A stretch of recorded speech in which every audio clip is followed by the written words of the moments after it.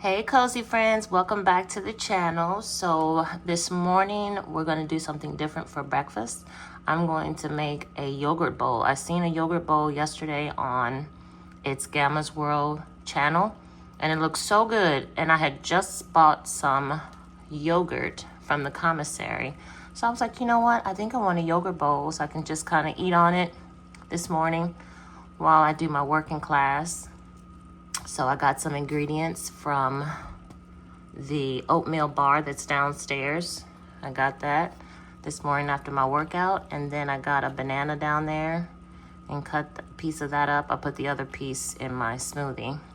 And then we're gonna use a drizzle or two of honey. So sit back, relax, and enjoy this yogurt bowl. And I hope you get one. And happy Thursday.